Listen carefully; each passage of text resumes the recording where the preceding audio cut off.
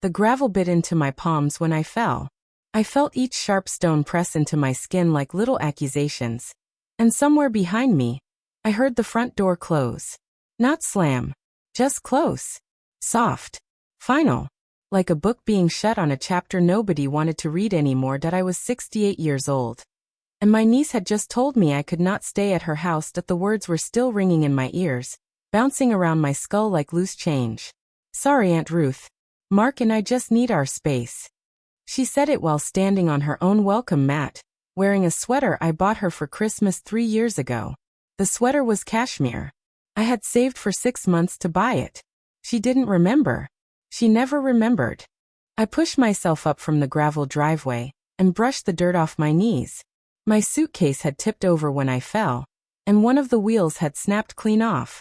It lay on its side like a wounded animal, the zipper half open, revealing a corner of my good floral blouse that I had packed for absolutely no reason, because where was I even going? Behind me, the house was quiet. The house I had helped pay for.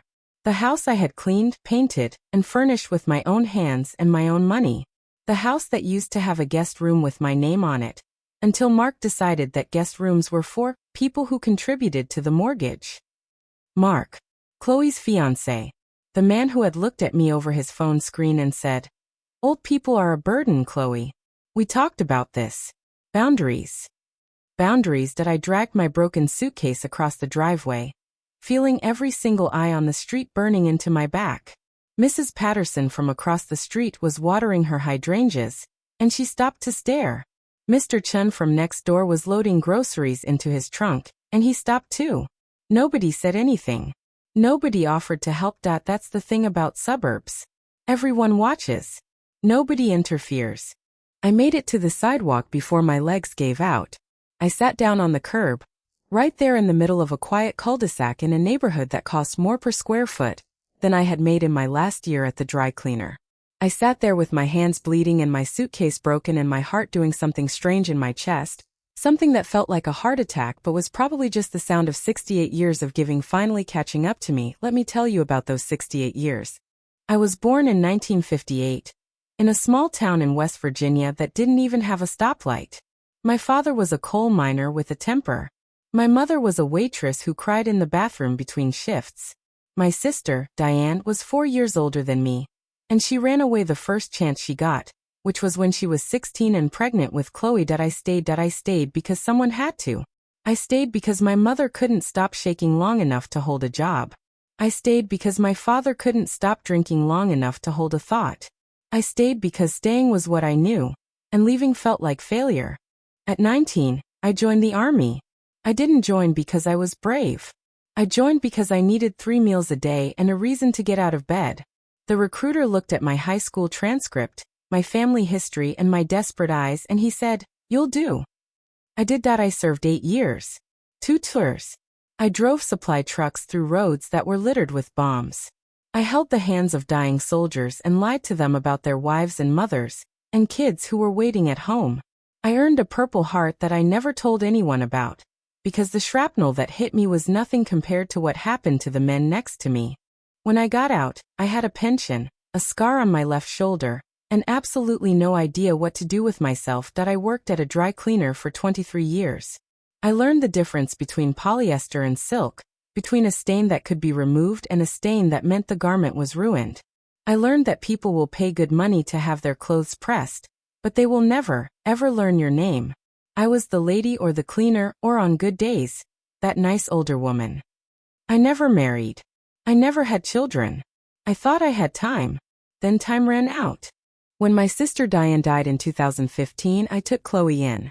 She was 28, recently divorced, and had a toddler named Emma. I didn't ask questions. I just moved her into my 1-bedroom apartment, slept on the couch for 3 months, and worked double shifts to pay for diapers and formula, and the rent that kept going up. I didn't do it for gratitude. I did it because she was family. That was my mistake. I kept believing that blood mattered. I kept believing that the people you raised would remember you when you needed them. I kept believing that love was a bank account that you could keep withdrawing from, as long as you kept making deposits. I was wrong. The first sign came 3 years ago, when Chloe met Mark. Mark was handsome, in that clean-cut, polished way that men are when they've never struggled a day in their lives. He worked in real estate. He wore cufflinks. He pronounced entrepreneur with 3 syllables and looked down his nose at anyone who couldn't afford a house in this neighborhood. He didn't like me from the start. I was too old, too poor, too dependent, as he put it to Chloe, loud enough for me to hear through the thin walls of the apartment I was still paying for. He told her that I was holding her back, that I was a financial drain, that the smartest thing she could do was set boundaries. And Chloe, sweet Chloe, who I had held when her mother died and when her marriage fell apart and when Emma was born crying and blue and so small she fit in the palm of my hand, Chloe listened to him. She asked me to move out of the apartment. Just for a little while, she said. Mark thinks it would be good for us to have our own space. I moved into the basement of a laundromat. I didn't complain. I painted the walls. I hung curtains. I made it home. I visited every Sunday. I brought casseroles. I played with Emma, who was now 7 and loved my stories about the army. I folded laundry and scrubbed toilets and never, ever asked for thanks. But the visits got shorter. The casseroles went uneaten. Emma stopped running to the door when I arrived. And then came the day when Chloe called and told me she was getting married, and that Mark and I had decided, Mark and I, as if I was part of the equation, that I should stay somewhere else for a while. After the wedding I said okay. I always said okay. But this time something inside me didn't say okay. This time, something inside me remembered that I had driven a supply truck through a war zone, that I had held dying men and lied to them about hope, that I had survived a father who drank and a mother who cried and a sister who ran away and a life that had given me nothing except the quiet, relentless ability to keep going.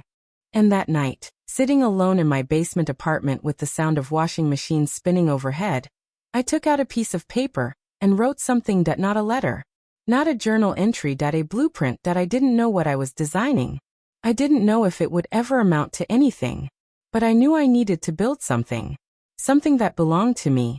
Something that couldn't be taken away. On that Tuesday morning, when Chloe called and asked me to come over, I thought she wanted to fix things. I packed my suitcase. I put on my best floral blouse. I took the last $50 I had and tucked it into my pocket. And I walked to her house. I walked because I couldn't afford the bus stop. By the time I arrived, the sun was high, and I was sweating, and my feet were aching. But I smiled. I always smiled. Chloe opened the door. She looked tired.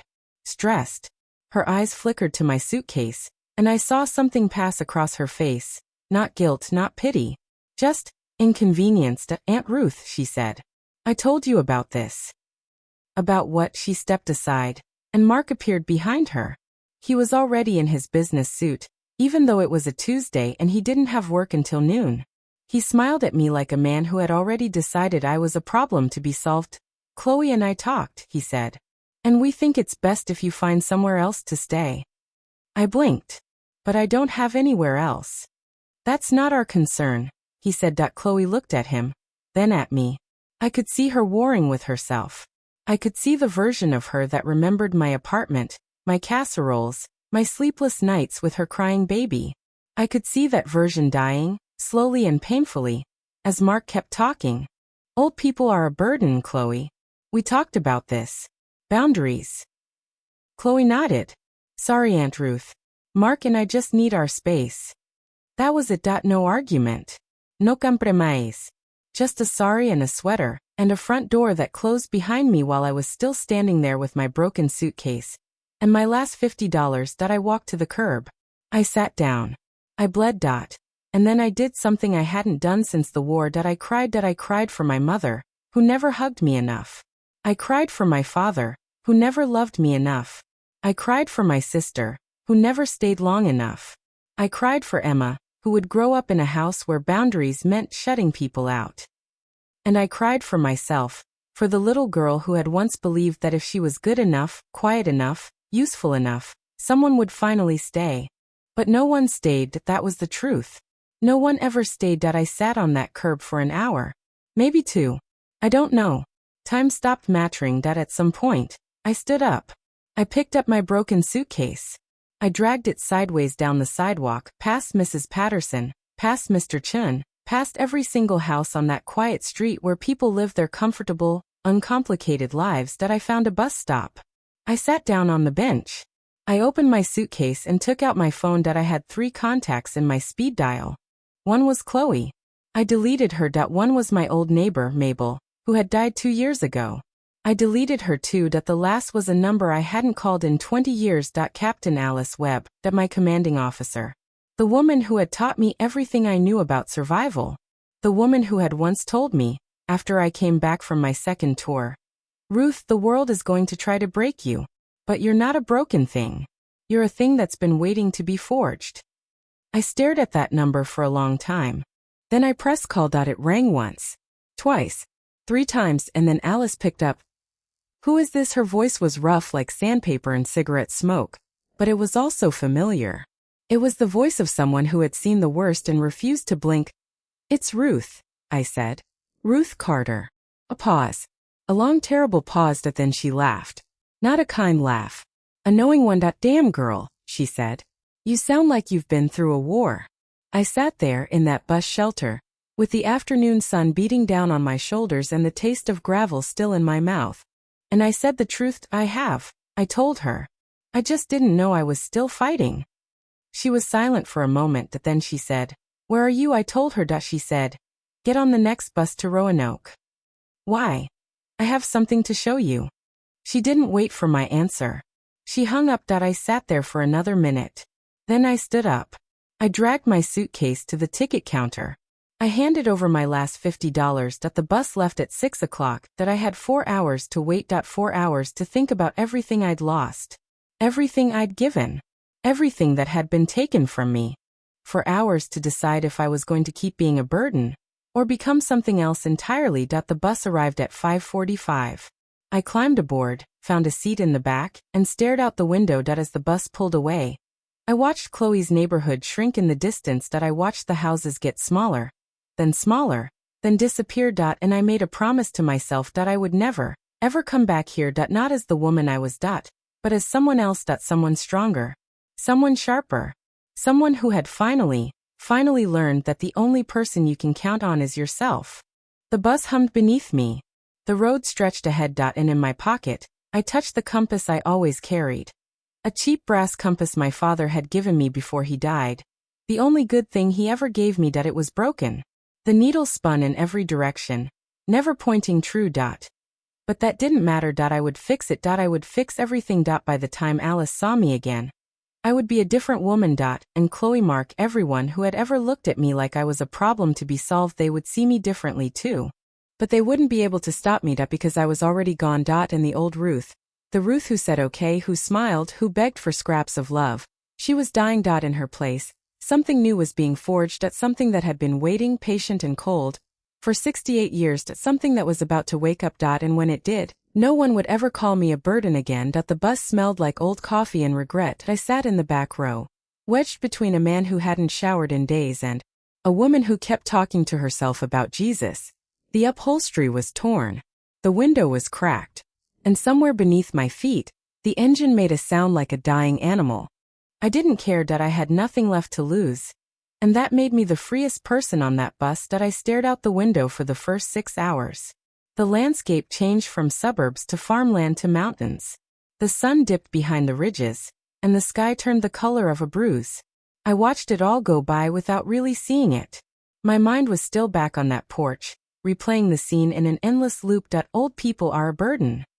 I heard Mark's voice in my head, over and over, until it started to lose its meaning.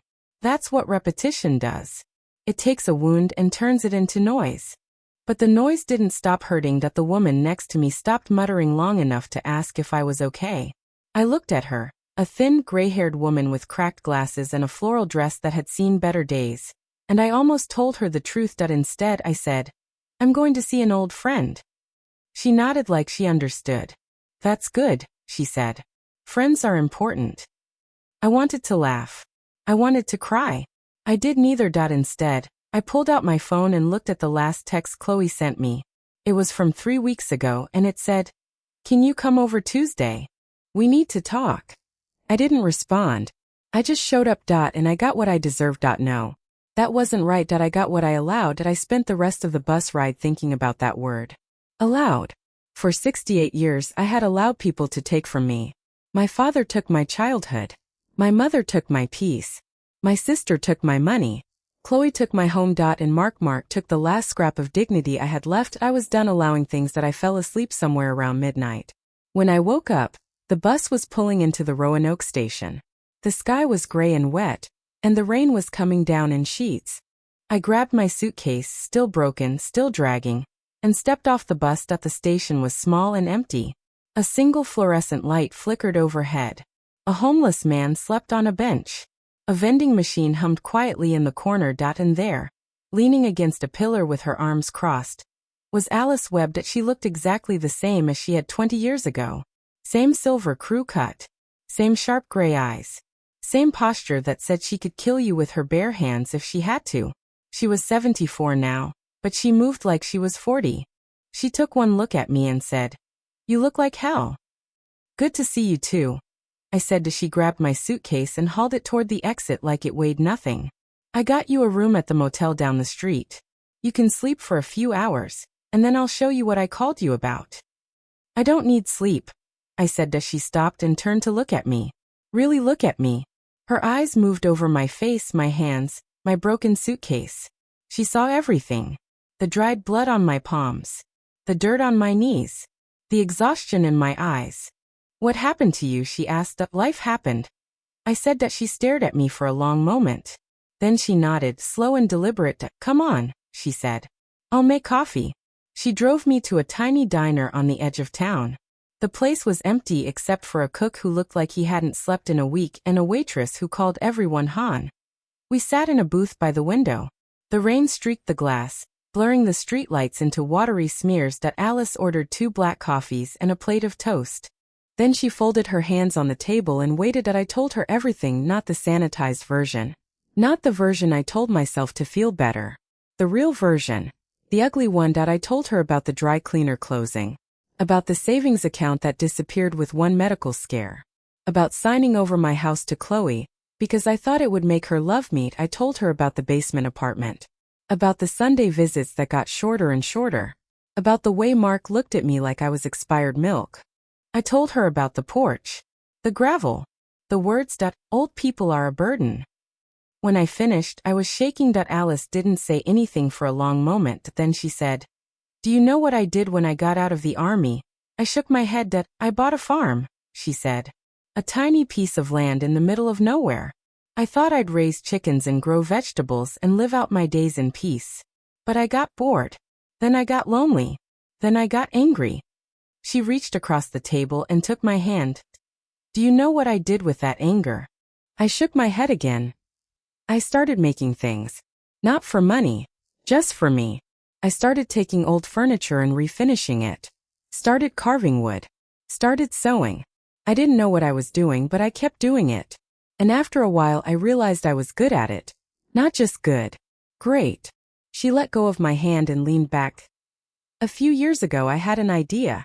I wanted to start a nonprofit that taught veterans how to make and sell handmade goods. I bought a warehouse with my pension. I filled it with equipment. Tools, fabric, wood, paints. I built a website. I got a tax ID. I was ready to go." She paused. And then my arthritis kicked in. I can't hold a stencil anymore. I can barely hold a coffee cup. The whole thing just sat there, gathering dust. She looked at me with those sharp gray eyes. "But you worked at a dry cleaner for 23 years. You know fabric. You know patterns. You know how to make something from nothing." She pushed a set of keys across the table. "I'm giving you the warehouse," she said. I stared at the keys. "Alice, I can't." "You can," she said. "And you will. Because I need you to. And because you need something to hold on to." Picked up the keys. They were cold and heavy in my palm. "Thank you," I said as she waved her hand. "Don't thank me yet. It's a dump. There's mice. The roof leaks. But it's yours." We finished our coffee. The rain stopped. Alice drove me to the motel, and I slept for 4 hours. When I woke up, I walked to the warehouse. It was worse than she described. The building was a rusted metal shell in the middle of an industrial park. The windows were boarded up. The parking lot was cracked and overgrown with weeds. I had to push the door open with my shoulder because the lock was broken. Inside, it was dark and cold and smelled like dust and decay. But there were tables. There were machines. There were stacks of canvas bags and bolts of fabric and boxes of tools that had never been used. And in the center of the room, there was a sign. A veteran's vintage. I stood there for a long time, staring at that sign. I thought about everything I had lost, everything I had given, everything that had been stolen from me. And then I thought about the feeling of walking off that porch, the gravel under my hands, the pain in my chest. I remembered that I had promised myself I would never come back as the same woman, that promise started here. I walked over to the table. I picked up a canvas bag. It was plain beige, boring. A blank slate. I looked at the stencils, the paints, the fabric markers. And I started working. I didn't know what I was making. I just knew I needed to make something. I sketched a design on the bag, a star with a crack running through it. It wasn't perfect. It was jagged and rough and uneven. But it was mine. I looked at that star, and I thought about myself. Cracked. Broken. But still whole. I made another bag. This time a compass. The needle pointed north, even though the one in my pocket still spun in circles. I made a third bag. A flower blooming from a bullet hole. And I kept going. I worked through the night. I worked through the next day. I didn't sleep. I didn't eat. I just kept making bags, stacking them in piles, filling the warehouse with shapes and colors and meanings. By the third day, I had 50 bags. I stood in the middle of the warehouse, surrounded by my creations, and I felt something I hadn't felt in years. Pride. Not the kind that comes from other people's approval. The kind that comes from knowing you made something from nothing. I took a picture of one of the bags, the compass one, and posted it on a Facebook group for local veterans. Within an hour I had 10 likes. Within a day I had 100. And by the end of the week I had my first order. $12. It wasn't much, but it was mine. And that was everything. I called Alice and told her the news. She laughed. That's not crazy, she said. That's momentum. I was starting to believe her. But in the back of my mind, I still heard Mark's voice. Old people are a burden. I thought about those words every time I stenciled a bag. Every time I sold one. Every time I counted the money in my pocket. I thought about them when I rented a booth at the farmer's market. When I sold 60 bags in 4 hours. When I started getting emails from strangers who wanted to know the story behind the cracked star. And I thought about them when I woke up one morning and checked my bank account and realized I had made more money in 1 month than I had made in my last year at the dry cleaner. $1,342. It wasn't a fortune. But it was freedom. I bought a new suitcase. A good one. With wheels that worked. And I started planning. Because I knew something that Alice hadn't told me. I knew that the warehouse wasn't just a gift. It was a challenge. And I was finally ready to meet it. But there was one more thing I needed to do first. I pulled out my phone. I looked at Chloe's number. I had deleted her from my speed dial. But I hadn't blocked her. I stared at that number for a long time. Then I typed a message. I'm doing okay. Don't worry about me. I didn't send it. I deleted it. And I put my phone away. Because I wasn't ready to forgive. Not yet. But I was ready to move forward. And that was enough. That was everything. The rain started again, tapping against the metal roof of the warehouse. I looked at my bags, my compass, my cracked star. And I smiled. It was a small smile, a fragile one. But it was real. And for the first time in 68 years, I believed in myself. Not because someone had validated me, but because I had validated myself. That night, I stayed in the warehouse. I slept on the cot in the back office. I ate ramen and drank stale coffee. And I thought about the future. I thought about the woman I was becoming. She wasn't the same woman who had dragged a broken suitcase down a gravel driveway. She was stronger. Sharper. More dangerous. And she was just getting started. The farmer's market changed everything. I didn't know it at the time. I just knew I needed to sell the bags. The warehouse rent was due, and Alice had already paid for 3 months. But I wasn't going to be that person. The one who took and never gave back. So I rented a table. $7 for the morning. I loaded my car with 60 canvas bags, a folding chair, and a thermos of coffee that was more bitter than my ex-husband. Not that I ever had one.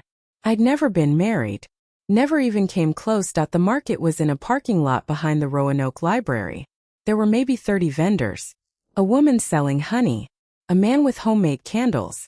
A family with a trailer full of peaches that smelled like summer. I set up my table in the corner, right next to the trash cans. Nobody came for the first hour. I sat there in my folding chair, watching people walk past with their reusable totes and their iced lattes. They glanced at my bags, then glanced away. I was invisible. The same invisible I'd been my whole life. But I remembered what Alice said. People don't buy things. They buy stories. So when a woman with a toddler stopped to look at my cracked star bag, I smiled. See that star, I said. It's cracked because it survived something. She picked it up. What did it survive? Life. I said. She bought it. $24. Then she showed it to her friend, who showed it to her sister, who showed it to a man in a veteran's jacket who looked at the compass bag and started crying. That was my second sale. But it was also something else. It was the moment I understood that my pain wasn't a weakness. It was a product. By noon, I had sold 40 bags. By 2 o'clock, I had sold all 60. I was packing up when a woman approached me. She was tall, thin, with sharp cheekbones and a leather portfolio under her arm. Are you the woman who makes these? She asked. I nodded. I'm Sarah Chun, she said. I work for a nonprofit that supports veterans' families. We're having a fundraising gala next month. We'd like to feature your bags as part of our silent auction. I blinked. How many bags? 50, she said. Can you do that? I thought about the warehouse, the fabric, the stencils, the 60 bags I just sold in 4 hours. I can do it, I said. She handed me her card. Call me when they're ready. She walked away, and I stood there in the empty parking lot, holding her card like it was made of gold. I made 140 bags in the next 2 weeks. I didn't sleep. I barely ate. I just stenciled and sewed and stenciled and sewed. My hands cracked. My back ached. My eyes burned from staring at fabric in the dim warehouse light. But every time I wanted to stop, I heard Mark's voice that old people are a burden. And I kept going. The night before the gala, I finished the last bag. I laid them all out on the warehouse floor, 50 of them, arranged in neat rows like soldiers. I stood over them and cried. Not sad tears. Not angry tears. Just release. I called Alice. I did it, she said. I know you did. Can you come with me to the gala? A pause. I'll be there. The gala was at a hotel downtown. Crystal chandeliers. White tablecloths. Waiters in bow ties carrying trays of champagne. I wore the only dress I had that wasn't stained with fabric paint. It was navy blue from a thrift store and it didn't fit quite right. But I didn't care. I stood by my table of bags, watching the rich people mill around with their checkbooks and their polite smiles. Sarah Chin came up to me. You look nervous. I am, I said. Don't be. Your bags are amazing. She was right. They sold all 50. By the end of the night, I had made $4,000. I sat in the hotel lobby after everyone left. I stared at the check in my hands. It had my name on it. Ruth Carter. For $1,000. I had never held that much money in my life. But the money wasn't what mattered. What mattered was that I had done it. By myself. For myself. I didn't call Chloe. I didn't text her. I didn't send her a picture of the check or the bags or the gala. I just sat there, in the empty lobby, and let the silence wash over me. That was when I made the decision that I was going to turn Veterans Vintage into a real business. I was going to hire people. Veterans like me, who had been told they were too old, too broken, too much of a burden. I was going to build something that couldn't be taken away. I looked at my phone. Chloe's number was still there, even though I'd deleted it from my speed dial. I hadn't blocked it. I hadn't blocked her. That was my weakness. I knew it. And I hated it. But I couldn't let go. Not yet. So I did something else. I deleted her number completely. Not because I was angry, but because I needed to focus. That night, I went back to the warehouse. I stayed up until 3 in the morning, sketching new designs. Flowers, trees, birds, things that grew and flew and stayed. I started a TikTok account. I didn't know what I was doing. I just knew that the world was online now. And I needed to be there too. I filmed a 60-second video of me stenciling a bag. My hands were shaking. My voice was shaky too. I said, I'm Ruth. I'm a veteran. And someone told me recently that old people are a burden. I'm here to tell you that's wrong. I posted it. Then I went to sleep. When I woke up, I had 5,000 views. By lunchtime, I had 50,000. By the end of the day, I had 1 million. I stared at my phone in disbelief. The video was everywhere. People were sharing it, commenting on it, telling me their own stories of being dismissed, Overlooked, written off, that I started getting messages from veterans all over the country. Thank you for saying that. I needed to hear this. I felt so alone until I saw your video. I started crying again. This time, I didn't stop. I cried because I was happy. I cried because I was sad. I cried because I had been so invisible for so long. And now I was visible. And I cried because Chloe would never see this. Because Chloe didn't care. But that was okay. Because other people did. Alice came to the warehouse 2 days later. She watched me work, watched me film, watched me pack orders. You've changed, she said. I have, I said. Good, she said. You were too nice before. She was right. I had been too nice. I had let people walk all over me because I thought niceness was the same as goodness. But it wasn't. Goodness was standing up for yourself. Goodness was refusing to be a doormat. Goodness was looking at your life and saying, I deserve better. And I did deserve better. I started thinking about Chloe again. Not with anger. Just curiosity. I wondered if she had seen my video. I wondered if Mark had seen it. I wondered if they recognized the woman on the screen. I wondered if they were proud of me. I wondered if they even cared. But I couldn't dwell on that. I had orders to fill. A business to build. A life to live. So I pushed Chloe out of my mind and focused on the work. And the work was good. The work was everything. I got a call from a major retailer 2 weeks later. They wanted to carry my bags in 50 stores across the country. They offered me a contract. A real one. With numbers and lawyers and signatures. I called Alice. She said, take it. I did. The contract was for $200,000. I sat in my warehouse, holding that contract, and I didn't cry. I laughed. I laughed until my stomach hurt, until I couldn't breathe, until I was wiping tears from my eyes that were more joy than anything else. $200,000. And it was all mine. I had made it. Not because of Chloe. Not because of Mark.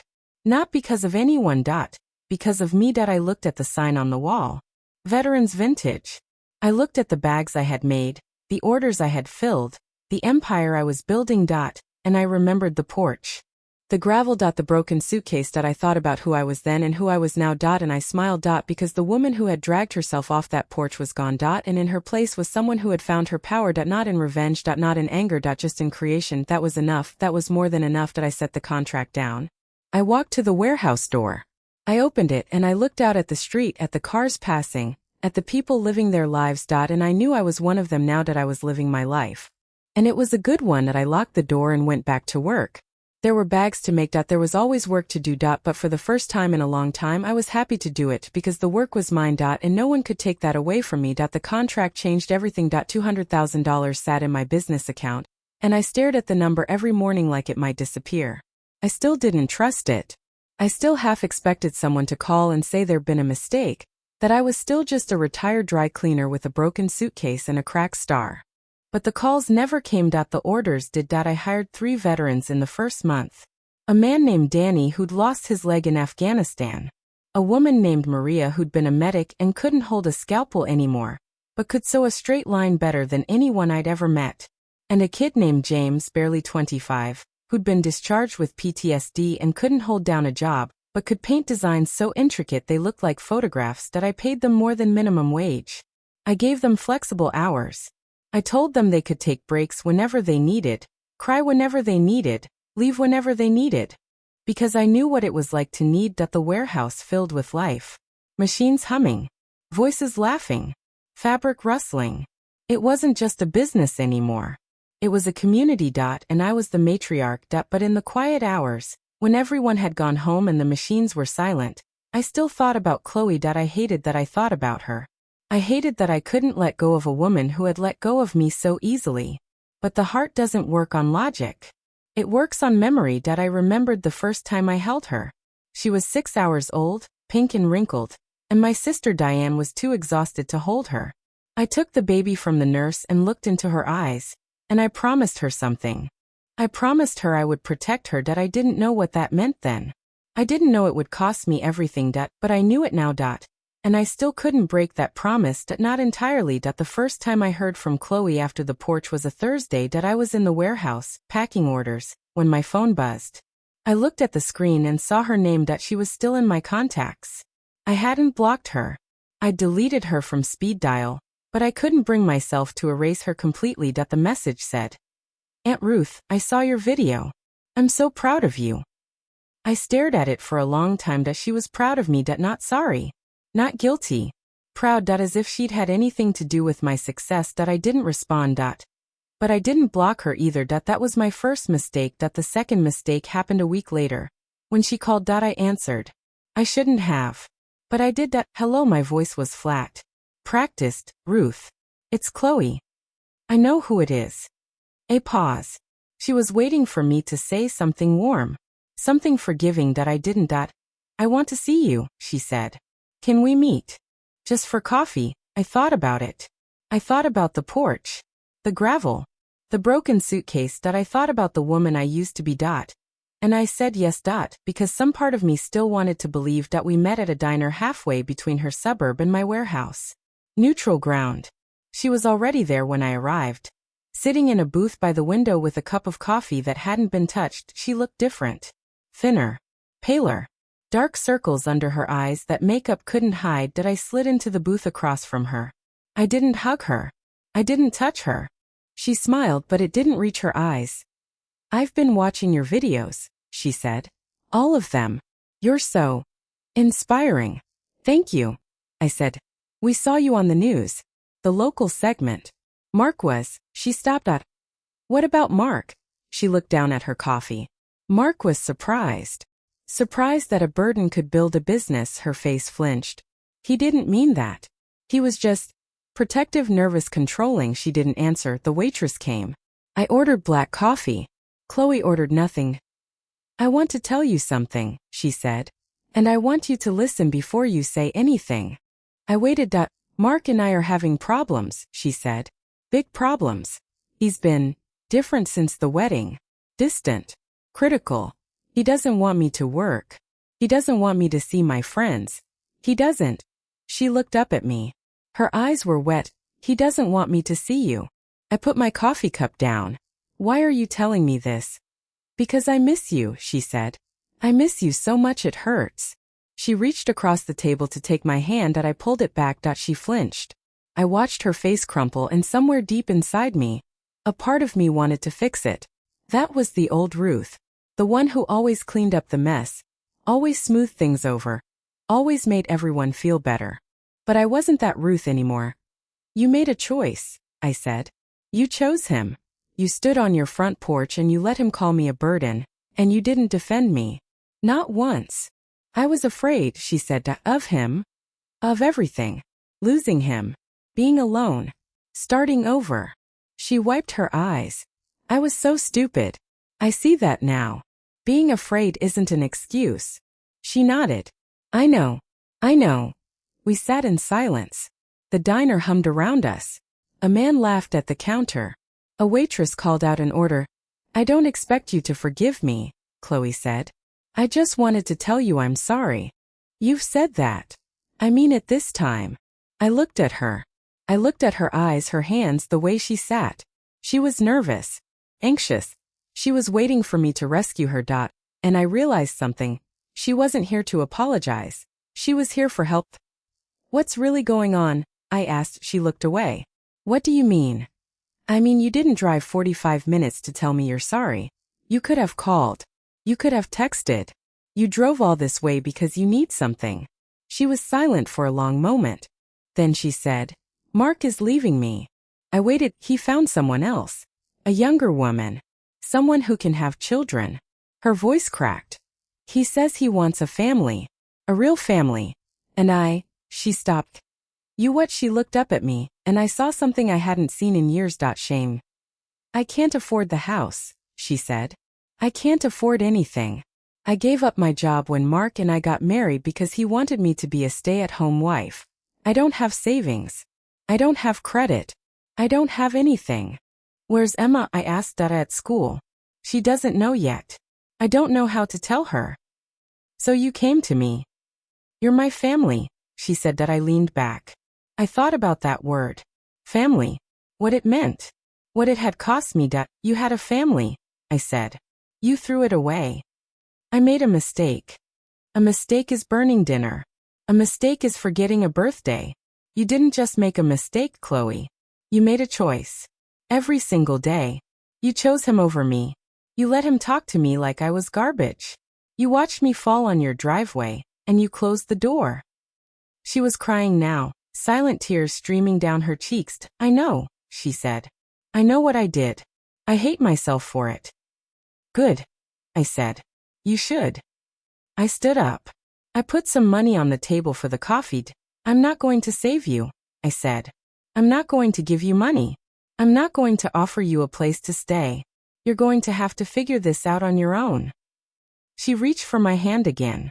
I let her take it. I let her hold on. But I will give you this, I said. I'll give you a chance. Prove to me that you've changed. Prove that you're not the same person who let me fall on that driveway. Build something of your own. Make your own way. Show me you can survive without a man telling you what to do. She squeezed my hand. I can try. Trying isn't enough. You have to do it. I pulled my hand away. Call me when you have something to show me. And Chloe, she looked up. Don't bring Mark. Don't talk about Mark. Don't even mention his name. That chapter of your life is over. If you want to be in mine, you have to leave him behind. She nodded. I walked out. I got into my car. I sat there for a long time, staring at the diner, at my hands on the steering wheel. I had done the right thing, but it didn't feel good. It felt like the right thing rarely did. I started the engine. I drove home. And when I got to the warehouse, I took out my phone and blocked Mark's number. Just in case. Because I knew that man. I knew he'd try to contact me, try to use me, try to manipulate me into helping Chloe in a way that benefited him. I wasn't going to let that happen. I was done being used. That night, I worked late. I stenciled bags until my fingers bled. I thought about Chloe, about Emma, about the mess they were in. I thought about how easy it would be to just give her the money, to buy her a house, pay her bills, fix everything. But I didn't. Because I knew that wasn't love. Love was letting her figure it out. Love was letting her fall and trusting her to get back up. The same way I had fallen and gotten back up. The same way I kept getting back up. Every single day. I was tired. But I was proud. And that was enough. I went to bed at 3 in the morning. I slept for 4 hours. And then I got up and started again. Because the work was never done. And neither was I. 3 weeks passed. I didn't hear from Chloe. I didn't expect to. She had to figure things out on her own. And that was going to take time. More time than I wanted to admit. The business kept growing. The TikTok account exploded. I had 500,000 followers now, and every time I posted a video the orders flooded in. I hired 2 more veterans. A woman named Patricia who'd been a mechanic in the Navy, and could fix any sewing machine with her eyes closed. And a man named Frank, 62 years old, who'd been homeless for 3 years before he found my page and messaged me asking for a job. I gave him one. He showed up on his first day wearing a suit jacket that was too big and shoes that were held together with duct tape. I didn't say anything about his clothes. I just handed him a stencil and a bag and said, "Show me what you can do." He made the most beautiful compass I'd ever seen. I hired him on the spot. That night, I sat in my office and looked at the numbers. The business was making more money than I ever dreamed possible. I had savings now. Real savings. Enough to retire on if I wanted to. But I didn't want to retire. I wanted to keep building. I wanted to see how far I could go. And I wanted to see if Chloe was going to surprise me. She did. It was a Friday afternoon when she walked into the warehouse. I was in the back, packing orders, when Patricia came to find me. "There's a woman here to see you," she said. "Says she's your niece." I put down the box I was holding. "Does she have a little girl with her?" "No. She's alone." I walked to the front of the warehouse. Chloe was standing by the door, looking around at the space. She was wearing jeans and a simple sweater. No makeup. Her hair was pulled back in a messy ponytail. She looked exhausted. But she also looked different. There was something in her eyes that hadn't been there before. Something sharper. More focused. "Hi," she said. "Hi." She looked around again. "This place is amazing. It's a work in progress." She walked over to the table where Frank was working. She watched him stencil a bag, her eyes wide. "I didn't know you did all this," she said. "I didn't know I could." She turned to look at me. "I want to show you something." She pulled a piece of paper out of her pocket. It was folded in thirds, creased and wrinkled. She handed it to me. I unfolded it. It was a drawing. A child's drawing. A house with a big sun in the corner, and stick figures in the yard. One tall one small one. And underneath in wobbly letters, me and Mommy's new home. I looked at Chloe. Emma drew that, she said. She didn't know what she was drawing. She just knew we had to move out of the old house. Where are you living now? A small apartment. 2 bedrooms. It's not much, but it's ours. I handed the drawing back to her. How did you pay for it? She looked down at her feet. I got a job. Where? A diner. The one we met at, actually. I'm a waitress. I stared at her. She smiled, but it was a tired smile. I know. It's not much. But it's something. I'm making my own money. Paying my own bills. I haven't asked anyone for help. Not even Mark. She flinched at his name. Mark is gone. He moved out 2 weeks ago. He's with the other woman now. I don't care. Do you mean that? She looked at me and I saw something I hadn't seen in years. Honesty. I mean it, she said. He was toxic. He made me small. I didn't see it at the time, but I see it now. He isolated me from everyone who cared about me. He made me dependent on him. And when I wasn't useful anymore, he threw me away. Like you threw me away. She didn't look away. Yes, like I threw you away. I learned it from him. I let him teach me how to be cruel. And I was cruel to you. The one person who never gave up on me. I didn't say anything. I know you said you wouldn't save me, she said. I'm not asking you to. I'm not asking for money. I'm not asking for a place to stay. I'm not asking for anything except. She paused. Except what? A chance. Not to be in your life. That's too much to ask. Just a chance to show you that I've changed. That I can change. That I'm not the same person who stood on that porch and watched you fall. I thought about the gravel. The broken suitcase. The sound of the door closing. I thought about the woman I had been. The woman who always said yes. The woman who never set boundaries. The woman who let people walk all over her because she was too afraid of being alone. I wasn't that woman anymore. But I also wasn't the woman who closed the door on people forever. Come back tomorrow, I said. At 6 in the morning. I'll show you how to stencil. Her face lit up. Really. But I'm not giving you a job. Not yet. You're going to work for free. You're going to show up on time, do what I say, and not complain. If you can do that for a month, we'll talk about paying you. She nodded. I can do that. I also need you to understand something. This isn't about me forgiving you. This is about you forgiving yourself. And that's going to take a lot longer than a month. I know. She turned to leave, but then she stopped. Emma asked about you, she said. My heart clenched. What did you tell her? I told her you were busy. That you were doing important things. Was that a lie? She shook her head. No. It was the truth. You are doing important things. You're building something. You're helping people. And I want to be part of that. Not because I need something from you. Because I want to be proud of myself. She left. I stood in the warehouse surrounded by my bags and my people, and I felt something shift inside me. Not forgiveness. Not yet, but maybe the beginning of it. That night I called Alice. She came to see me. I said, your niece. Yeah. What did she want? To show me she changed. And has she? I don't know. But I'm going to give her a chance to prove it. Alice was silent for a moment. You're a better woman than me, she said. No, I said. I'm just a woman who's tired of carrying anger. It's heavy, and I don't want to carry it anymore. The next morning, Chloe showed up at 6 o'clock sharp. She was wearing an apron and old sneakers, and she had a thermos of coffee in her hand. I didn't know if you had any, she said, offering it to me. I took it. It was still hot. Let's get started. I said. I showed her how to cut the fabric, how to set the stencil, how to apply the paint with just the right pressure. That she was terrible at first. Her hands were shaky. She was nervous. She kept apologizing. Stop apologizing, I said. Just focus on the work. She did. By the end of the first week, she had made 10 bags. Only 3 of them were good enough to sell. But they were good. By the end of the second week, she was making 5 good bags a day. By the end of the third week, she had caught up with the rest of my team. And by the end of the month, she came to me and said, I'm ready for a job. I looked at the bags she had made. They were beautiful. Not perfect, but beautiful. The job is yours, I said. Minimum wage. 20 hours a week. You can work around your shift at the diner. She hugged me. I let her.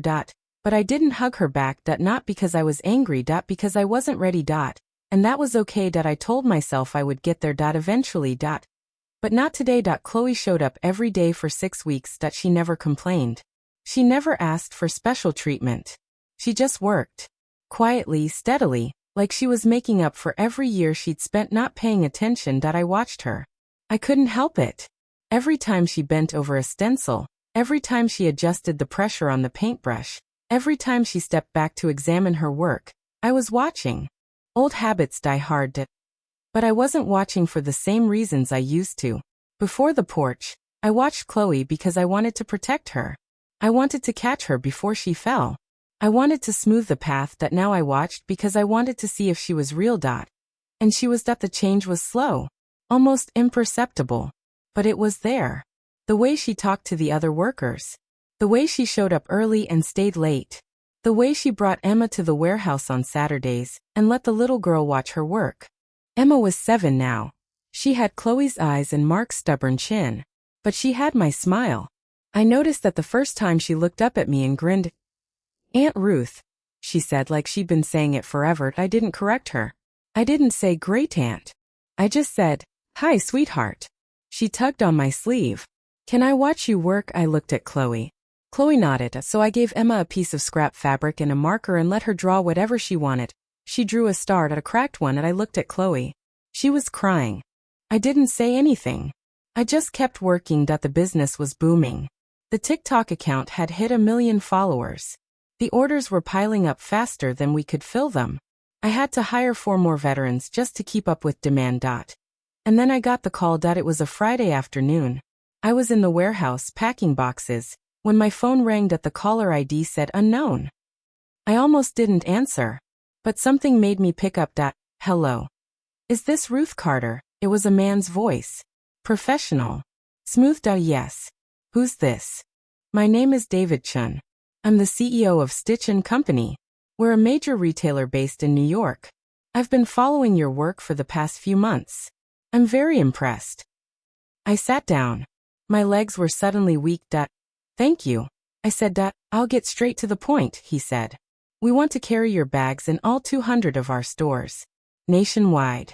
We're offering you a licensing deal that could be worth over $1 million annually. $1 million. I opened my mouth, but no words came out. We'd like you to come to New York to discuss the details, he said. We'll fly you out, put you up in a hotel. All expenses paid. I took a breath. When next week? How does Wednesday sound? I'll be there. He gave me the details. I wrote them down. Then I hung up. I sat in my office, staring at the wall, trying to process what had just happened. $1 million. I had started with nothing. A broken suitcase and $50.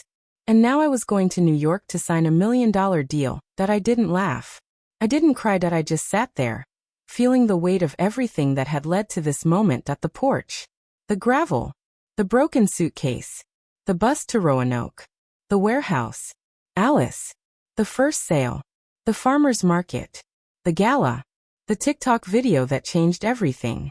And Chloe, who was in the next room, stenciling bags alongside veterans who had been told they were useless. I walked out of my office. I found her at her table, focused on a bag. Chloe, I said as she looked up. I need you to come to New York with me. Her eyes widened. What? I got a call. Stitch & Company wants to carry our bags in their stores. I'm going to New York to sign the deal. I want you there. She set down her paintbrush. Why? Because I need someone I can trust. And because I want to show you what we built. Together. She looked at me for a long moment. Then she nodded. Okay, I'll come. We flew to New York on Tuesday. Chloe had never been on a plane before. She was nervous, gripping the armrest during takeoff. I reached over and put my hand on hers. It's okay, I said. I've flown before. In the army. It's just like a bus but faster. She laughed. It was a small laugh, but it was real. We landed in New York that afternoon. We took a taxi to the hotel. We checked in and went to our separate rooms. I lay on the bed, staring at the ceiling. I thought about everything that had led to this moment. All the pain, all the struggle, all the tears. And I thought about Chloe. She was standing next to me now. Not because she had to, because she wanted to. That meant something. The next morning, we went to the Stitch and Company headquarters. The building was enormous. Glass and steel and polished marble.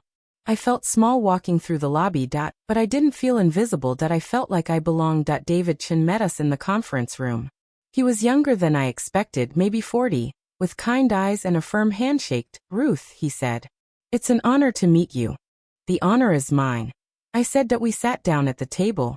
He slid a contract across the polished surface. "Take your time reading it," he said. "I want you to feel comfortable before you sign." I read every single word. And then I signed. Chloe watched the whole thing.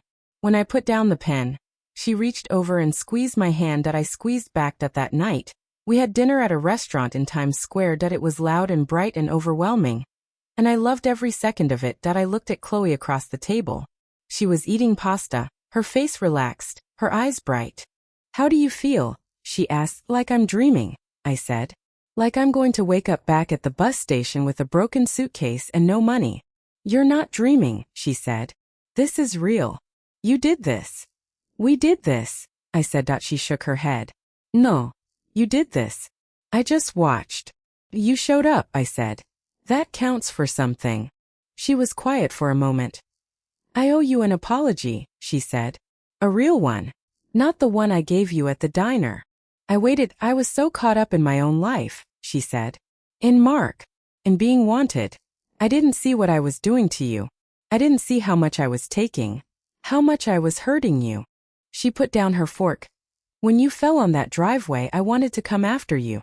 I wanted to run out and help you up and tell Mark to shut up. But I was scared. I was so scared of losing him that I lost myself. And I lost you." I didn't say anything. "I'm not asking for forgiveness," she said. "I don't deserve it. Not yet. But I want you to know that I see you now. Really see you. And I'm sorry.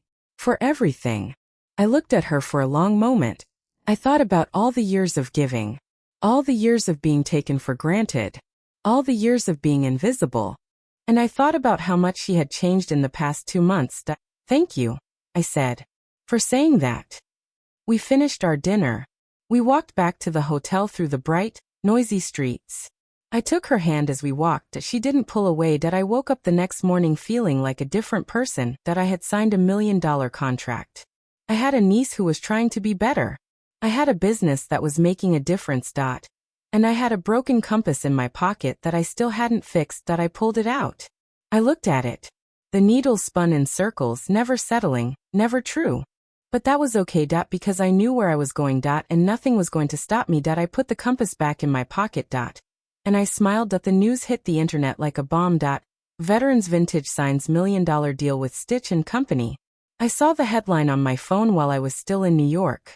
Chloe saw it too. She handed me my coffee and said, "You're famous." I laughed.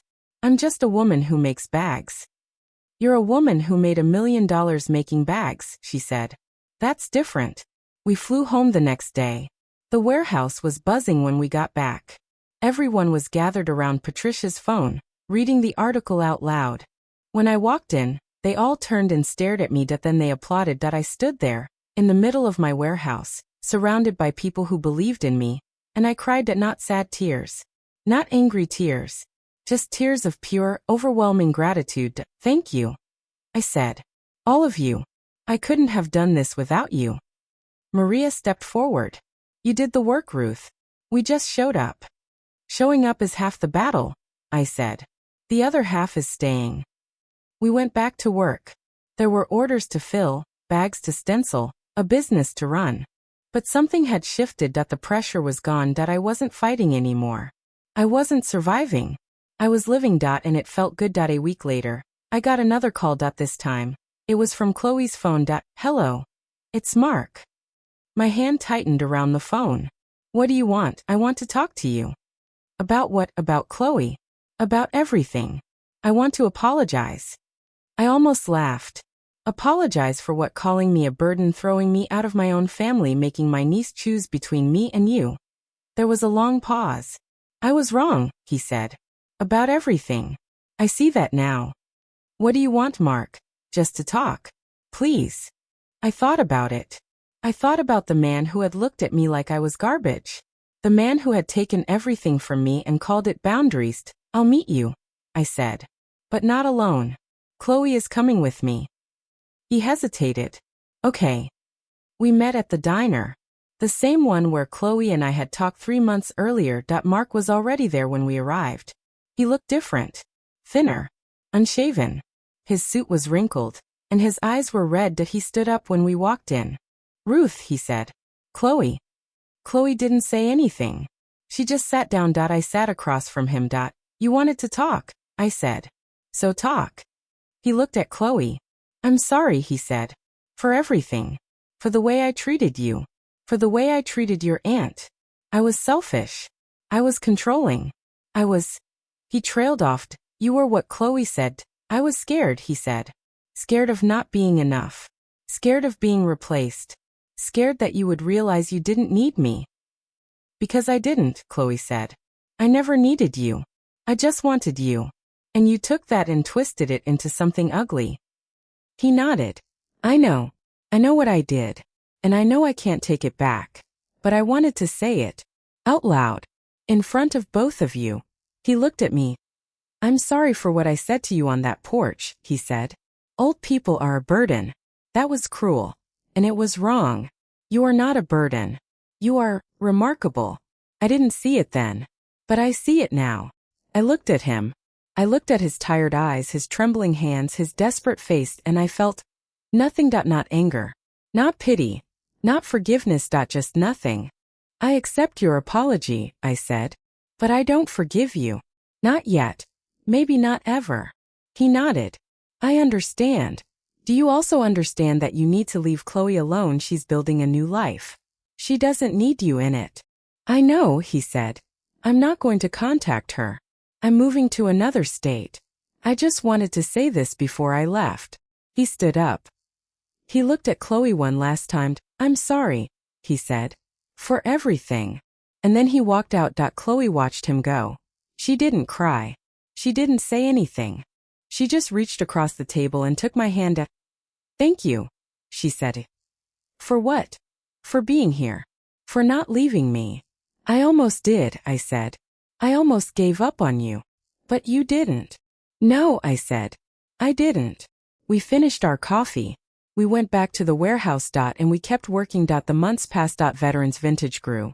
We opened a second warehouse. We hired 20 more veterans. We started a scholarship fund for veterans' children. Alice came to visit. She walked through the new warehouse, looking at everything with her sharp gray eyes. You did it, she said. We did it. I said, I just gave you a key, she said. You built the rest. I hugged her. She hugged me back. It was the first time we'd ever hugged. I'm proud of you, she said. Thank you, I said. For everything. She waved her hand. Don't thank me. Just keep doing what you're doing. I did. I kept working. Kept building. Kept growing. And I kept thinking about the compass. The one my father had given me, the one that was still broken. One night I took it out of my pocket. I looked at it under the warehouse light. The needle still spun. Still refused to point north. But I understood something now. The compass wasn't broken. It was just waiting. Waiting for me to stop spinning. Waiting for me to find my own direction. I put it in a drawer. I closed the drawer. And I walked away. I didn't need the compass anymore. Because I knew exactly where I was going. The next Saturday, Chloe brought Emma to the warehouse. Emma ran straight to me. Aunt Ruth, look what I made. She handed me a piece of paper. It was a drawing of a star. A cracked one. Beautiful, I said. Did you make this for me? I made it for both of us, she said. Because we're both cracked. But we're still stars. I looked at Chloe. She was smiling, tears in her eyes. I knelt down in front of Emma. I looked at her little face, her bright eyes, her hopeful smile. You're right, I said. We are cracked. But that doesn't mean we're broken. It just means we're interesting. She laughed. That's silly. It is, I said. But it's true. I hugged her. She hugged me back. And in that moment, I felt something I hadn't felt in a long time. Peace. That night, I sat in my office and wrote. I wrote about the porch, about the gravel, about the broken suitcase. I wrote about Alice, about the warehouse, about the bags. I wrote about Chloe, about Emma, about Mark. And I wrote about the compass. I wrote about how it had taken me 68 years to realize that I didn't need someone else to point the way. I could point myself. I closed the notebook. I put it in a drawer. And I made a decision. I was going to write a book. Not for me. For every woman who had ever been told she was a burden. For every veteran who had been told he was worthless. For every person who had been overlooked, dismissed, erased. I was going to tell them that they weren't alone. That they could build something too. That they could rise. From the gravel, from the porch, from the broken suitcase. They could rise. The book came out a year later. It was called The Compass. It went to #1 on the New York Times bestseller list. I did interviews. I went on TV. I spoke at conferences. I told my story. And every single time, I said the same thing. You are not a burden. You are a blueprint. You are the thing that comes before everything else. You are the foundation. People wrote to me. Thousands of letters, emails, social media messages. They told me their stories, their struggles, their triumphs. And I wrote back to every single one. Because I knew what it was like to feel invisible. And I wanted them to know that they weren't. 2 years after that day on the porch, I stood in front of the first veterans vintage warehouse. It was being turned into a museum. A museum dedicated to veterans who had built something from nothing. The sign above the door read, Ruth Carter's Legacy. I didn't ask for that. They just did it. Chloe stood beside me. Emma stood in front of me. Alice was there too, in a wheelchair now, but still sharp-eyed, still fierce. Are you ready? Chloe asked. Ready for what? To see your name on a building. I laughed. I'm never ready for that. But I walked in anyway. And I stood there, in the middle of the museum, surrounded by photos of me and my team, and the bags we had made. And I thought about that day on the porch. The gravel, the broken suitcase, the tears. I thought about how far I had come. And I thought about how far I still had to go. But I wasn't afraid. I wasn't a burden. I was a woman who had built something from nothing. And I was just getting started. So if you're out there, feeling invisible, feeling like a burden, feeling like you don't matter, I want you to know that you do. You are not a burden. You are a blueprint. You are the foundation. And you can rise. Like I did. From the gravel. From the porch. From the broken suitcase. You can rise. If this story touched your heart, drop a comment below and tell me what's the one thing you're going to build next. I read every single one. Backhand index pointing down. And if you want to be part of this community, hit that subscribe button. There's so much more to come. Not just from me. From all of us. Bell. Finally, if you believe that no one is ever too old, too broken, or too invisible to build something beautiful, share this video. Give it a thumbs up. Pass it on to someone who needs to hear it. Because we're all cracked stars. And cracked stars still shine. A flexed biceps glowing star.